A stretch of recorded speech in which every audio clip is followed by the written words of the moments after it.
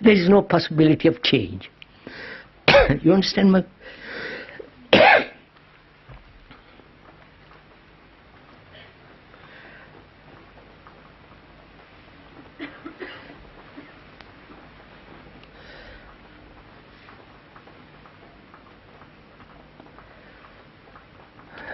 This has been a problem for all serious people, for all people who are concerned with what the human tragedy, the human misery, and asking themselves, why don't we all bring about a sense of clarity in ourselves, a sense of freedom, a sense of being essentially good. I don't know if you have not noticed, the intellectuals, the literary people, the writers and the so-called leaders of the world are now talking about bringing about good society. They're giving it up. We were talking the other day with some other people and they said, what nonsense that is. That's old-fashioned. Throw it out. There's no such thing as a good society anymore. This is Victorian, stupid, nonsensical. We have to accept things as they are and live with them. And probably with most of us it's like that.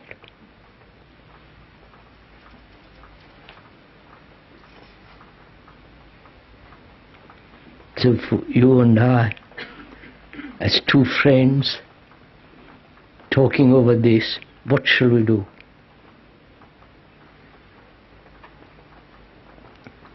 Authority of another doesn't change, doesn't bring about this change, right? If I accept you as my authority, because I want to bring about a revolution in myself, and so perhaps bring about a good society, the very idea of my following you as you're instructing me, that ends good society. I wonder if you see that. I am not good because you tell me to be good.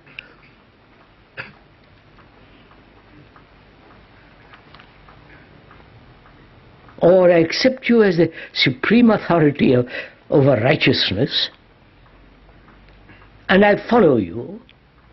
The very acceptance of authority and obedience is the very destruction of good society. Isn't that so? I wonder if you see this. Can we go further into this matter? If I have a guru, thank God I haven't got one. If I have a guru and I followed him, what have I done to myself? What have I done in the world? Nothing. He tells me some nonsense, how to meditate this or that, and I'll get marvelous experience or levitate on all the rest nonsense. And my intention is to bring about a good society where we can be happy, where there is a sense of affection, a relationship, so that there is no barrier. That's my longing. I go to you as my guru, and what have I done? I've destroyed the very thing that I wanted. Because authority, apart from law and all the rest of that, psychological authority is divisive, is in its very nature separative. You up there and I down below. And so you are always progressing higher and higher, and I'm also progressing higher and higher. We never meet. This is what you laugh, I know. But actually this is what we are doing. So can I realize authority with its implication of organization will never free me. Authority gives one a sense of security. I don't know, I'm confused, you know, perhaps, at least I think you know. That's good enough for me. I invest my energy and my demand for security in you, in what you're talking about. And we create an organization around that, and that very organization becomes the prison. I don't know if you know all this. That's why one should not belong to any spiritual organization, however promising, however enticing, however romantic. Can we even see that together? You understand my question? See it together, to be a fact. And therefore, when we see that together, it's finished.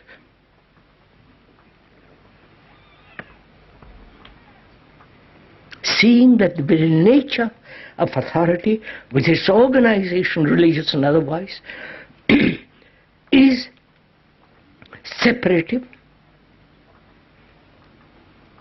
and obedience, setting up the hierarchical system, which is what is happening in the world, and therefore which is part of the very destructive nature of the world. Seeing the truth of that, throw it out. Can we do that? So that none of us, so that none of us belong to any spiritual organizations. That is, religious organizations, Catholic, Protestant, Hindu, Buddhist, none.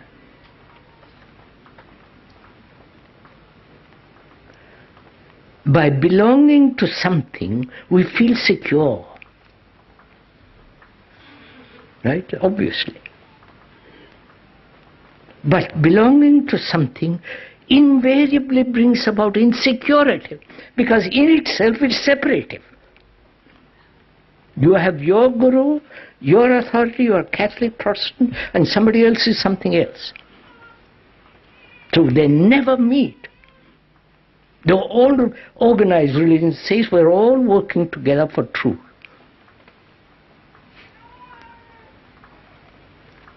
So can we listen to each other, to this fact,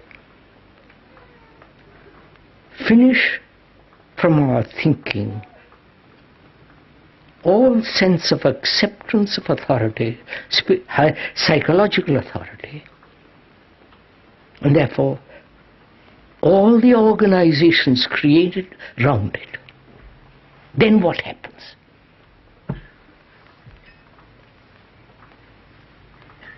Have I dropped authority because you have said so? And I see the destructive nature of these so-called organizations.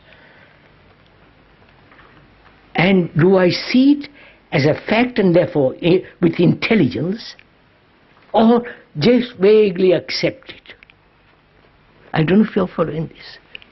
If one sees the fact, the very perception of that fact is intelligence. And in that intelligence there is security.